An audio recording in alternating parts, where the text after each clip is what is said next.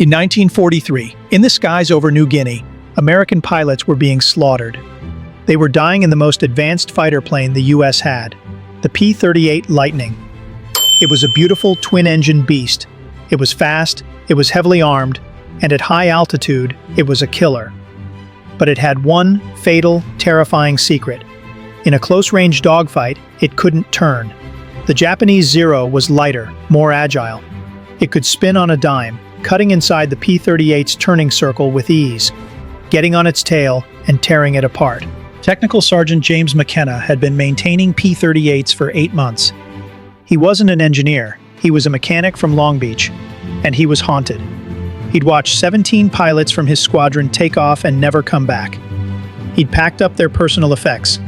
He'd signed off on their maintenance logs, all of which read, "Aircraft in perfect condition." But McKenna knew they weren't. He had felt it with his own hands. Deep inside the P-38's wing, the aileron control cables had a tiny bit of slack, just 3/8 of an inch. It was within factory specifications. It was acceptable. But McKenna knew that tiny lag was That night, McKenna worked alone. The hangar was silent. He pulled the inspection panel off Hayes's P-38. He grabbed a 6-inch piece of piano wire he'd salvaged from a crashed plane. His hands were shaking. He knew if he was caught, this was a court-martial, prison. He was performing an unauthorized modification on a primary flight control system. If he got it wrong, the controls would jam, and he would have murdered the pilot. He cut his thumb on the stiff wire. Wiping the blood on his coveralls, he bent the wire into a perfect Z-shaped tensioner. He wedged his shoulders into the tight boom, his flashlight clenched in his teeth. It took him 8 minutes. He fumbled a pin, his heart pounding, but he got the wire installed. He reconnected the cable. Then he tested it. He pulled the cable by hand. The slack was gone. The instant his hand moved, the control surface moved. It was perfect. He replaced the panel, cleaned his tools, and wiped the blood off the wire. He had just committed a serious military crime.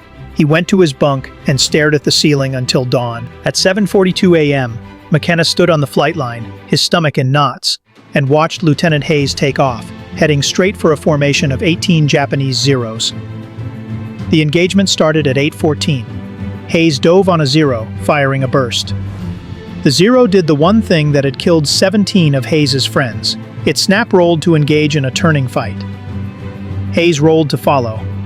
And then, it happened. The P-38, a plane he'd always felt was mushy, snapped around.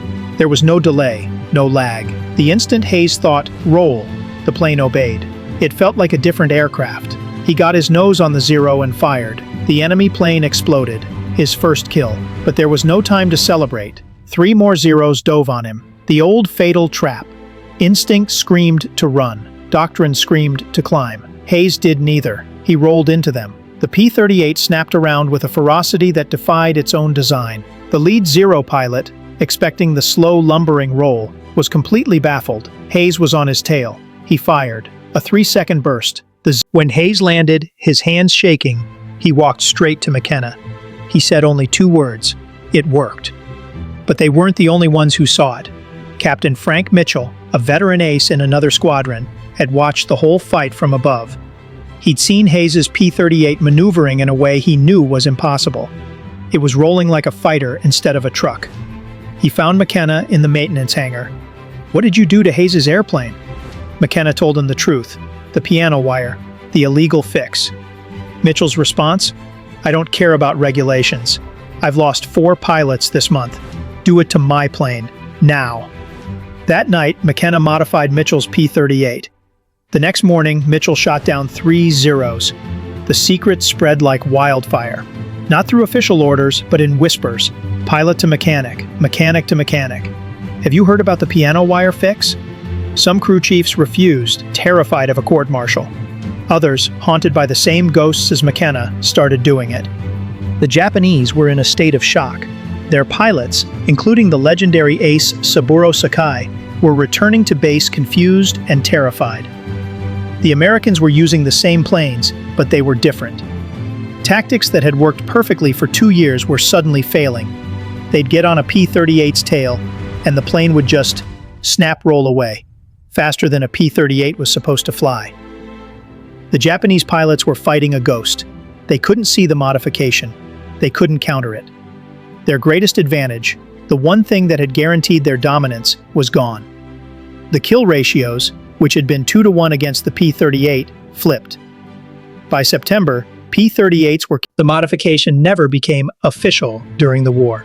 An inspector eventually found the wires, and Lockheed engineers were sent to New Guinea. They tested the fix and came to a stunning conclusion. The mechanic was right.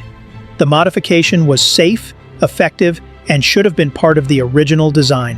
A similar tensioning system was quietly added to the new P-38J models rolling off the factory line. James McKenna never received a medal. No commendation. His name never appeared in any official report. After the war, he returned to California and opened a garage, working on cars for 42 years. When a historian found him in 1991, McKenna, then 73, just said, "It wasn't anything special, just something that needed doing." That historian estimated McKenna's illegal 8-minute fix, a 6-inch piece of scrap piano wire, saved the lives of nearly 100 American pilots. Lieutenant Robert Hayes, the pilot who was supposed to die that day, survived the war. He flew 63 missions and got 11 kills. Every year on August 17th, he called James McKenna to thank him for saving his life. This is how wars are often won, not by grand strategies or by generals, but by the unsung heroes in the hangars, the ones who see the real problem and aren't afraid to break the rules to fix it.